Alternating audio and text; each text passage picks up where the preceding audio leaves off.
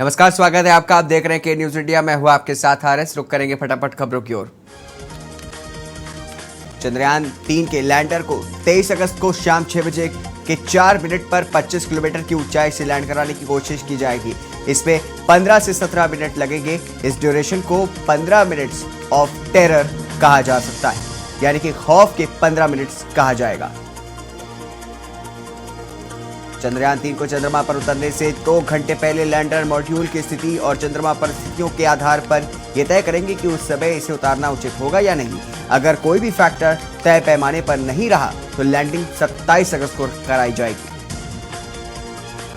चंद्रयान 3 की लैंडिंग के बाद डस्ट सेटल होने पर विक्रम चालू होगा और कम्युनिकेट करेगा और फिर रैम खुलेगा और प्रज्ञान रोवर रैम से चांद की सतह पर आएगा। विक्रम लैंडर प्रज्ञान की फोटो खींचेगा और प्रज्ञान विक्रम की फिर इन फोटोज को पृथ्वी पर भेजा जाएगा।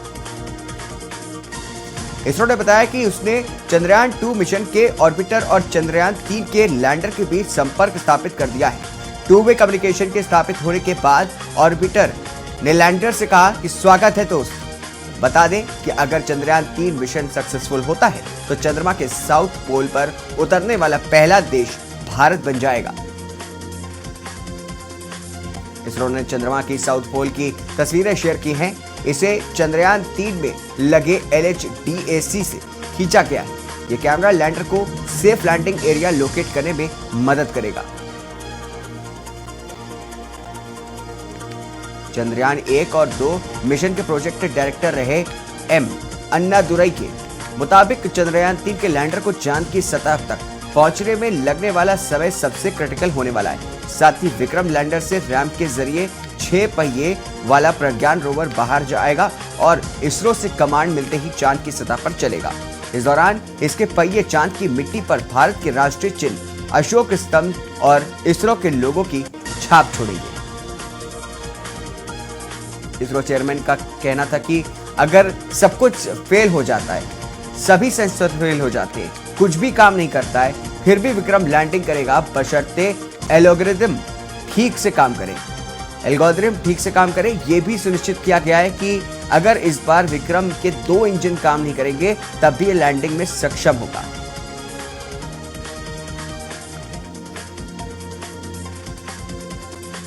और बता दें कि दिल्ली में अमन विहार में युवक को मारी गई गोली। 3 दोस्तों के साथ शॉपिंग करने निकला था युवक। 2 से 3 युवकों ने दिया घटना को अंजाम।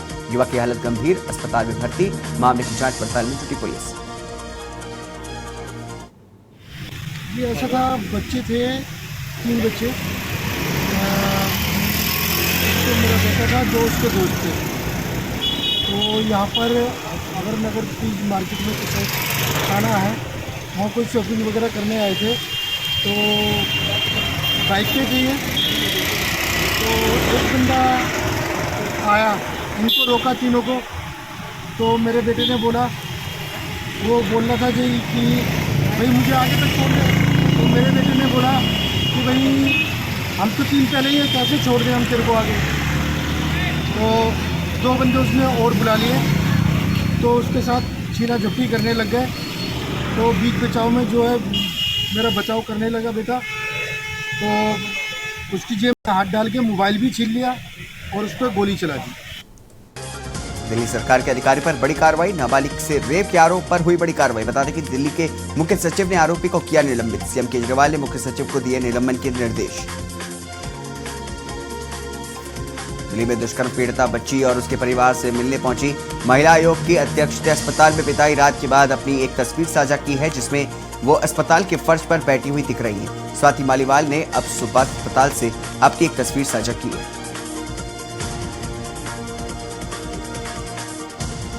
रुक करते हैं, आपको बता दें हरियाणा से खबर, जहां पर सिरसा के चौधरी देवीलाल विश्वविद्यालय के बाहर अखिल भारतीय विद्यार्थी परिषद ने लगाया धरना। विद्यार्थियों की 7 सूत्रीय मांग है।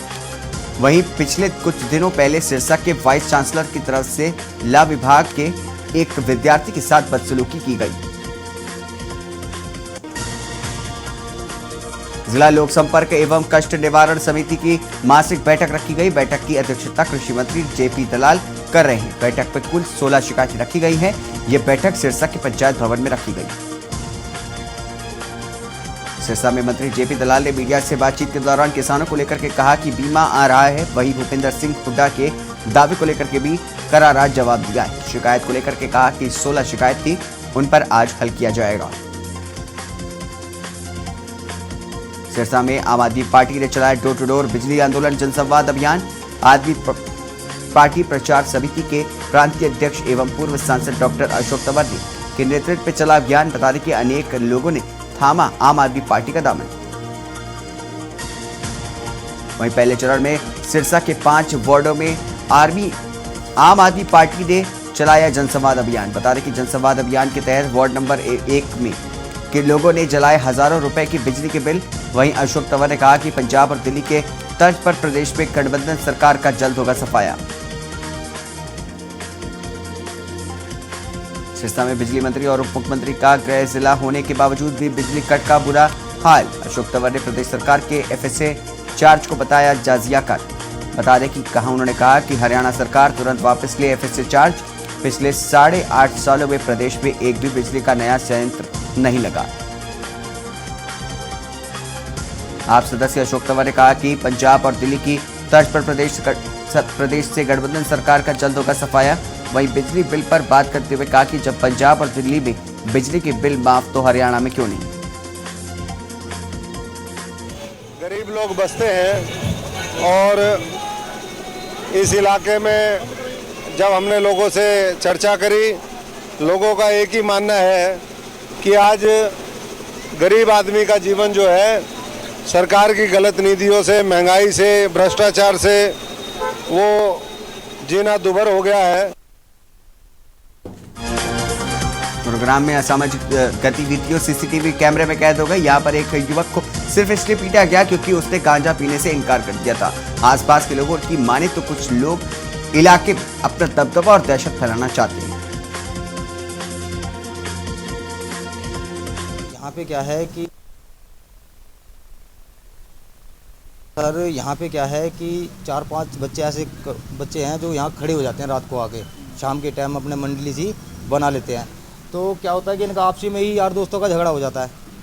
ठीक है सर, तो यार दोस्तों का ही एक दिन पहले झगड़ा हुआ तो यहाँ कंप्लेंट दी गई थी यहाँ से।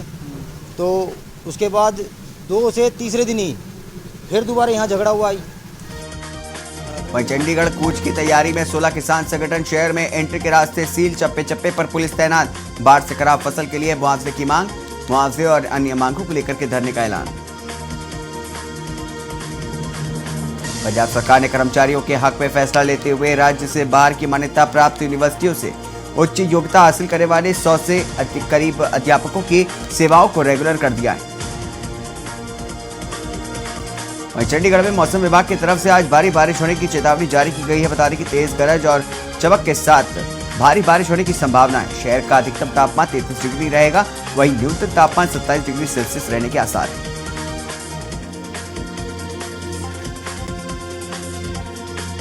खबर राजस्थान से बता दें आपको, राजस्थान से खबर जहां पर पाली में अपना संस्थान की ओर से पर्यावरण जन चेतना यात्रा निकाली गई, जिसमें बड़ी संख्या में स्कूली बच्चे शामिल हुए। उसके बाद सभी में पौधे वितरित करने के लिए नाम लिखे गए। रैली में शामिल बच्चे पर्यावरण बचाने का संदेश देते हुए नारे लगाते हुए नजर आए।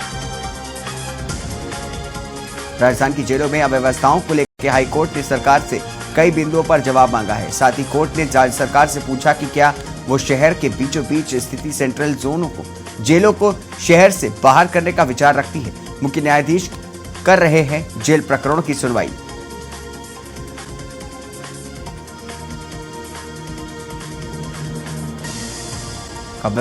खबर मध्य प्रदेश से आपको बता दें, जहां पर मंदसौर में मुंह से आग निकालने का स्टंट पड़ा भारी। पशुपतिनाथ की शोभा यात्रा के दौरान हुआ हादसा। स्टंटबाजी के चक्कर में चेहरे ने पकड़ी आग। घायल को इलाज के लिए अस्पताल में भर्ती कराया गया। मंडला की यातायात पुलिस ने स्कूल परिवहन वाले वाहनों का चेकिंग अभियान चलाया, जिसमें स्कूल लाने ले जाने वाले ऑटो, मैजिक बस आदि वाहनों में क्षमता से अधिक बच्चे बैठाने पर 2 ऑटो जब्त किए गए। साथ ही यातायात बाधित करने वाले 8 ऑटो पर भी कार्रवाई की गई। वहीं भाजपा प्रदेश में ग्वालियर, चंबल, जबलपुर, उज्जैन, इंदौर और बुंदेलखंड से जन आशीर्वाद यात्रा निकालेगी। इंदौर संभाग में ये किस स्वरूप से निकलेगी और इसका रूट क्या होगा, इसको लेकर के इंदौर भाजपा कार्यालय पर बैठक रखी गई।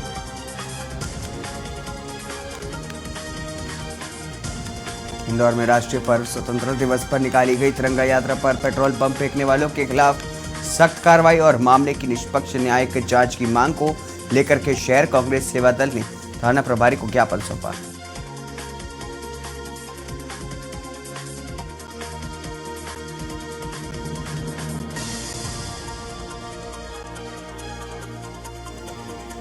इंदौर के जोन 2 में कॉम्बिंग गश्त के दौरान पुलिस लसूड़िया और कनाड़िया इलाके के ढाबों में पहुंची। यहां पर शराब पी रहे लोगों पर कार्रवाई की गई। ढाबा संचालकों को रात 12 बजे से पहले ढाबा बंद करने की हिदायत दी गई। वहीं सुपर कॉरिडोर पर मेट्रो दौड़ाने को बड़ी बाधा खत्म हो गई है। बिजली कंपनी ने 10,000 kV का बिजली कनेक्शन कॉरपोरेशन को ट्रेन दौड़ाने के लिए दे दिया है। अधीक्षण मंत्री मनोज शर्मा ने बताया कि गांधीनगर में कनेक्शन की प्रक्रिया पूरी हो चुकी है। इंदौर में प्रजापति नगर में रहने वाले एक बदमाश ने सुसाइड कर लिया। बता दें कि उसने फांसी लगा करके अपनी जान दे दी। जान दे देने से पहले ही उसने एक सुसाइड नोट छोड़ा है जिसमें पड़ोसियों से विवाद की बात लिखी है। भिंड जिले में पुलिस ने हथियार तस्करी करने वाले एक गिरोह का पर्दाफाश कर दिया। बता दें कि हथियार तस्करों से पुलिस ने बड़ी मात्रा में पिस्टल, जिंदा कारतूस बरामद किए हैं। हथियारों की तस्करी करने वाले आरोपियों से पुलिस की पूछताछ में जुटी हुई है।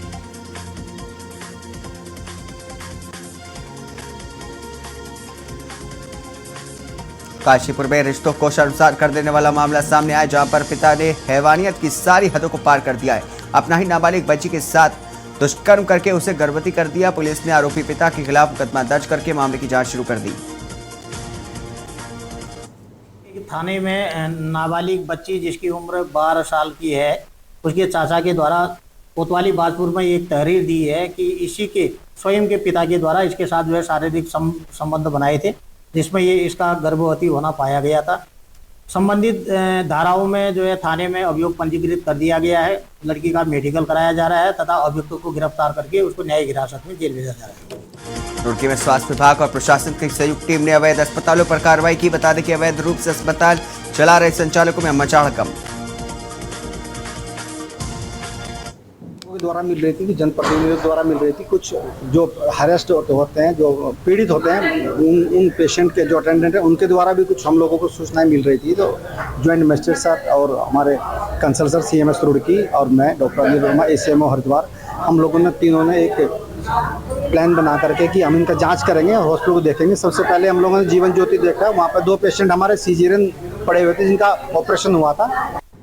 सीएम धामी ने वैश्विक निवेश सम्मेलन पर किया मंथन। बता दें कि CII अध्यक्ष उपाध्यक्ष के साथ किया विचार विमर्श। विकास प्रगति के लिए मिलेगी अनुकूल माहौल की मदद, उत्तराखंड के विकास की प्रतिबद्धता का दिया आश्वासन।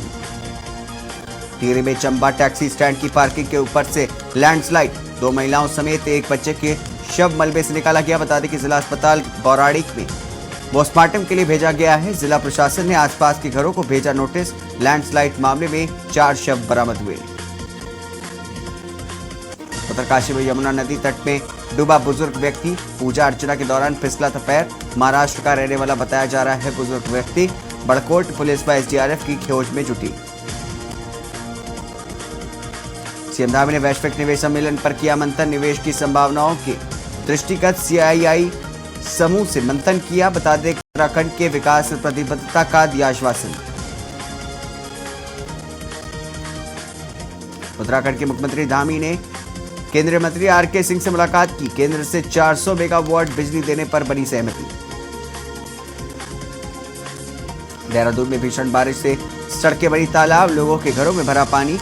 बारिश के चलते बिजली पानी की हो रही है समस्या। 2 पहिया वाहन सवार गिर करके हो रहे चोटिल, वाहनों की आवाजाही पर लगी रोक। नागपंचमी के अवसर पर गांव भट्टा क्यारकुली में प्राचीन नाग देवता के मंदिर में सुबह से ही श्रद्धालुओं का तांता लग रहा है। बता दें कि मंदिर समिति के अध्यक्ष ने बताया कि ये मंदिर 400 साल पुराना है और गांव वालों के साथ ही आसपास के लोगों की इस मंदिर में बहुत ही आस्था है। उत्तराखंड में खराब मौसम की चेतावनी जारी की गई है। बता दें कि देहरादून समेत 5 जिलों में जम करके बरसेंगे बादल। अगले कुछ दिनों में प्रदेश में भारी बारिश का अलर्ट जारी किया गया है। मौसम विभाग ने जारी किया अलर्ट। बता दें कि बारिश के चलते चंबा जिले के सभी स्कूल किए गए बंद। देहरादून NIT के पूर्व निदेशक खिलाफ केस दर्ज। हवाई टिकटों की खरीद में धोखाधड़ी के लगे गंभीर आरोप। एनआईटी के कुल सचिव की तहरीर पर पूर्व निदेशक पर केस दर्ज किया गया। नई टिहरी के चंबा थाने के पास टैक्सी पार्किंग में भारी भूस्खलन। पहाड़ी से पार्किंग में मलबा गिरने से मची अफरी तफरी। बता दें कि मलबे की चपेट में आए 2 वाहन, कार के अंदर फंसे 2 महिला और एक बच्चे का शव मलबे से बरामद। उत्तराखंड में मूसलाधार बारिश से सड़कें बनी तालाब। देहरादून में लगातार दूसरे दिन मूसलाधार बारिश के कारण शहर के तमाम नाले, खाले, नदियां उफान पर आ गए। बता दें कि मुख्य मार्गों से लेकर के पहले से ही बदहाल गली मोहल्ले की सड़कें तालाब बन गई। पहाड़ों में बारिश का सिलसिला जारी है। देहरादून समेत 10 जिलों में बारिश के आसार। मौसम विज्ञान केंद्र ने देहरादून, पौड़ी, नैनीताल में ऑरेंज अलर्ट जारी किया।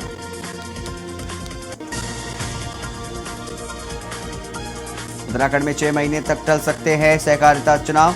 सदस्यों के पंजीकरण की तारीख सितंबर तक बढ़ी। सहकारी समितियों में मतदाता सूची तैयार नहीं।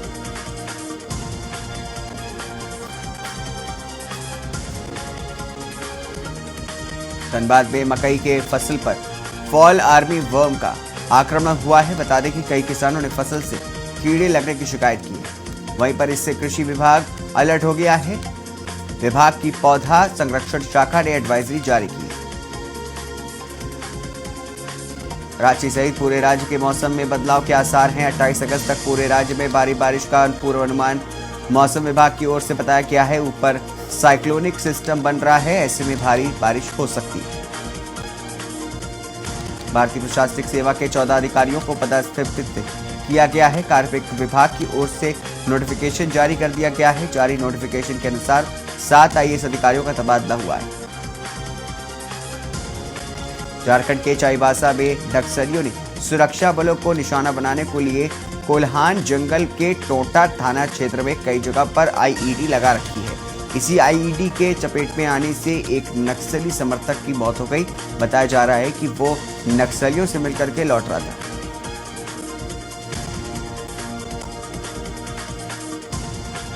एशिया कप के लिए टीम इंडिया का ऐलान हो चुका है। भारतीय टीम टूर्नामेंट में सबसे उम्र दराज है। भारतीय खिलाड़ियों की औसत उम्र 29 साल है। कप्तान रोहित शर्मा भारतीय टीम के सबसे उम्र दराज खिलाड़ी हैं। नेपाल के गुलशन झा एशिया कप के सबसे युवा खिलाड़ी होंगे। टीम इंडिया ने आयरलैंड के खिलाफ T20 सीरीज जीत ली है। टीम ने 3 मैचों की T20 सीरीज का दूसरा मुकाबला 23 रन से जीता। बता दें कि भारत ने टॉस हार करके बल्लेबाजी करते हुए 20 ओवर में 5 विकेट पर 185 रन बनाए। जवाब में आयरिश टीम ने 20 ओवर में 8 विकेट पर 152 रन ही बना सकी। 5 अक्टूबर से भारत में होने वाले वनडे वर्ल्ड कप के शेड्यूल में कोई बदलाव नहीं होगा। बता दें कि बीसीसीआई ने हैदराबाद क्रिकेट एसोसिएशन के पत्र के जवाब में साफ कहा है कि अब वर्ल्ड कप शेड्यूल में बदलाव संभव नहीं है। बता दें कि कुछ दिन पहले हैदराबाद क्रिकेट एसोसिएशन ने सुरक्षा का हवाला देते हुए शेड्यूल में दोबारा बदलाव करने को कहा था। वर्ल्ड कप शेड्यूल में इतने बदलाव भारत पाकिस्तान मैच की तारीख बदलने के कारण हुए हैं। पहले भारत पाकिस्तान के बीच मुकाबला 15 अक्टूबर को खेला जाना था, लेकिन सुरक्षा कारणों से पहले ही 9 मैचों का शेड्यूल बदला गया। हैदराबाद में कुल 3 मैच खेले जाने हैं। पहला मैच 6 अक्टूबर को खेला जाएगा। इसके बाद दूसरा मैच 9 अक्टूबर को आयोजित होगा, जबकि तीसरा मुकाबला 10 अक्टूबर को खेला जाएगा। इंटरनेशनल क्रिकेट काउंसिल ने बहुत पहले ही वर्ल्ड कप का शेड्यूल अनाउंस कर दिया था, लेकिन सुरक्षा कारणों से 9 मैचों की तारीखों में बदलाव किया गया था। आईसीसी ने वनडे वर्ल्ड कप 2023 का अपडेट शेड्यूल शेयर किया है, जिसमें अब भारत पाकिस्तान मैच अब 14 अक्टूबर को अहमदाबाद में खेला जाएगा। वहीं आपको बता दें कि भारत में अक्टूबर-नवंबर में 46 दिन तक वनडे वर्ल्ड कप होगा, जिसमें 48 मैच खेले जाएंगे। पहला मैच 5 अक्टूबर को पिछले वर्ल्ड कप की विजेता और उप विजेता इंग्लैंड और न्यूजीलैंड के बीच अहमदाबाद में होगा। 12 नवंबर तक ग्रुप स्टेज के 45 मैच होंगे। 15 और 16 नवंबर को 2 सेमीफाइनल और 19 नवंबर को अहमदाबाद में फाइनल खेला जाएगा। सर्बिया के नोवाक जोकोविच ने कार्लोस अल्कारेज को हरा करके western and southern open tennis tournament में मेंस सिंगल्स का खिताब जीता। जोकोविच ने लगभग 4 घंटे तक चले मैराथन मुकाबले को जीत करके अल्कारेज के पिछले महीने विंबलडन फाइनल में मिली हार का बदला भी चुकता किया है। वहीं कांग्रेस नेता राहुल गांधी लद्दाख के दौरे पर हैं। उन्होंने प्ले मार्केट में आर्मी के रिटायर्ड अफसरों से मुलाकात की, उनके साथ तिरंगा फहराया और भारत माता जय के नारे भी लगाए। वहीं बता दें कि इस दौरान मार्केट में लोगों की भीड़ इकट्ठी हो गई। बता दें कि राहुल गांधी बौद्ध धर्मगुरु दलाई लामा से भी मिलेंगे। राहुल गांधी की भारत जोड़ो यात्रा पार्ट 2 गुजरात के पोरबंदर से 2 अक्टूबर से शुरू होने जा रही है। इस बार भारत जोड़ो यात्रा 2 यूपी पर फोकस्ड होगी। 80 लोकसभा वाले इस प्रदेश में राहुल की 5 से 10 दिन तक यात्रा निकालने की प्लानिंग है। इस बार यात्रा में अखिलेश यादव और जयंत चौधरी समेत कई बड़े नेता शामिल हो सकते हैं। वहीं लखनऊ में सीएम योगी की अध्यक्षता में कैबिनेट बैठक हो रही है। बता दें कि सरकारी आवास पर यह बैठक होने वाली है। 20 से अधिक प्रस्तावों पर चर्चा की तैयारी है। आगरा में अंतर्राष्ट्रीय आलू केंद्र स्थापना को मंजूरी संभव है। 6 डेयरी प्लांटों का संचालन पट्टे पर देने पर सहमति संभव है। वहीं कोरोना को लेकर के सभी राज्यों को जारी किए हुए आदेश। दिल्ली में पीएम के प्रधान सचिव ने हाई लेवल मीटिंग की है, जिसके बाद इन्फ्लुएंजा और सार्स की बीमारी वाले मरीजों की निगरानी के दिए गए आदेश। कोरोना के नए वेरिएंट BA.2.86 को लेकर के सरकार सतर्क हुई। कोरोना के नए वेरिएंट को लेकर के सरकार अलर्ट। पीएम के प्रधान सचिव ने हाई लेवल मीटिंग की। कई राज्यों को निगरानी रखने के निर्देश दिए गए हैं। इन्फ्लुएंजा और सांस की बीमारी की निगरानी के आदेश। भारत के मिशन चंद्रयान 3 पर टेकी दुनिया की नजर। लैंडर विक्रम की लैंडिंग का काउंटडाउन शुरू हो चुका है। लैंडिंग के लिए इसरो ने 1 दिन का बफर डे भी रखा है। वहीं पत्रकार विमल यादव मर्डर केस का मुख्य शूटर गिरफ्तार। हत्याकांड में अब तक 7 लोग अरेस्ट। घर में घुस करके की गई थी विमल यादव की हत्या। स्वामी प्रसाद पर जूता फेंकने वाले शख्स के भाई का आरोप। तिलक चोटी देख करके भड़के थे स्वामी के समर्थक। बेरहमी से पीटा और मुंह पर थूका। भाई ने थाने में दर्ज कराया केस। वहीं देसी देसी ना बोलिया कर जैसे हिट गाने देने वाले हरियाणवी सिंगर राजू पंजाबी का निधन हो गया है। वो पिछले 10 दिनों से हिसार के एक निजी अस्पताल में दाखिल थे। काला पीलिया नामक बीमारी से ग्रसित थे, जिस कारण लीवर और फेफड़ों में संक्रमण हो गया था।